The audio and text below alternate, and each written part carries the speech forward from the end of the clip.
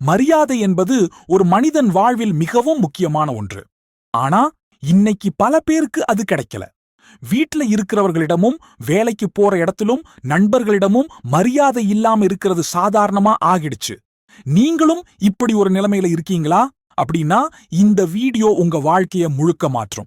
மரியாதை இல்லாத வாழ்க்கை ஒரு நீச்சல் தெரியாதவங்க கடலுக்குள்ள போற மாதிரி தான். மூச்சு திணறி போராடணும். ஆனா இத மாற்ற முடியும். அதுக்காக நீங்க தொடங்கணும். ஒவ்வொரு நாளும் சிறிய முயற்சியோட. இந்த வீடியோவில் நாம என்ன பார்க்க போறோம் தெரியுமா? மரியாதை ஏன் குறைந்து விடுகிறது? மற்றவர்களை எப்படி நம்மளால் மரியாதை செய்ய வைக்க முடியும்? மற்றவர்கள் நம்மை இகழ்ந்தாலும் எப்படி வலிமையா நிக்கலாம்? என்ன செய்யறதுன்னு தெரியாம தவிப்பவர்களுக்கான 7 சின்ன சின்ன செயல்கள். வழிமுறை ஒன்று. மரியாதை குறைஞ்சதுக்கு நீங்க காரணமா? முதல்ல உண்மை சொல்லறேன், கொஞ்சம் கடினமா இருக்கலாம். பல நேரங்களில் நமக்கு மரியாதை இல்லாததுக்கு நாமே காரணம். யாராவது இகழும் போது நம்மொடங்குறோம். யாராவது காயப்படுத்தும் போது நாமே மன்னிச்சுறோம்.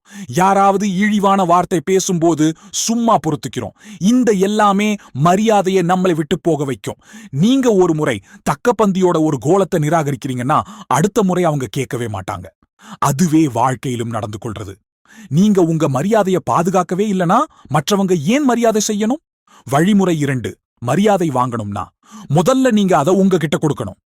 மரியாதை என்பது என்னும் நபர் தன்னைத்தான் எப்படி பார்க்கிறார்னு ஆரம்பிக்கிறது. நீங்க ஒரு நாளைக்கு எத்தனை தடவை உங்களையே குறை சொல்றீங்க?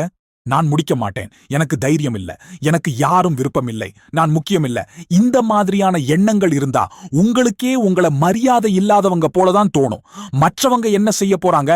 மரியாதையை எதிரவங்க கையில் கொடுத்துடாதீங்க. அதை உங்க கையில பிடிச்சுக்கோங்க. உங்களை உயர்ந்தவங்க போல நடத்துங்கள்.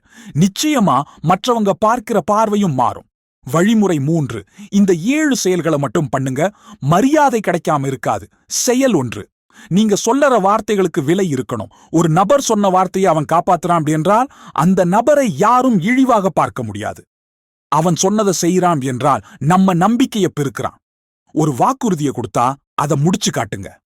ஒரு நிலை எடுத்தா அதில் நிலைத்து நில்லுங்கள். இதுவே உங்க மரியாதையின் முதன்மையான அடிப்படை. செயல் 2. தயங்காமல் இல்லை என்று சொல்ல கற்றுக்கொள்ளுங்கள். எல்லாருக்கும் ஒத்துழைப்பு கொடுக்க முடியாது. உங்களுக்கு மனம் இல்லாத விஷயங்களுக்கு ஆம் சொல்லுவது உங்களுடைய மதிப்பை குறைக்குது. அதனால இல்லை சொல்லுவதில் தவறு இல்லை. அது மரியாதையை உருவாக்கும். செயல் 3. தலையை நிமிர்த்தி நடந்து கொள்ளுங்கள். உங்க உடல் மொழி மற்றவங்க உங்களை எப்படி பார்க்கறாங்கன்னு தீர்மானிக்குது. நிமிர்ந்து பேசுங்க. நேரில பாருங்க. தாழ்வு இல்லாமல் நடக்குங்க. இது சின்ன விஷயமாதான்னு தோணலாம், ஆனா மிகப்பெரிய மாற்றத்தை தரும். செயல் 4. குறைத்து சொல்லுங்க, அதிகம் செய்யுங்க. பேசுறதை விட செய்யறதுதான் மரியாதையை பெற்று தரும். நீங்க உங்க செயலில் காட்டுனீங்கன்னா மற்றவங்க பேசாமலே மரியாதை செலுத்துவாங்க.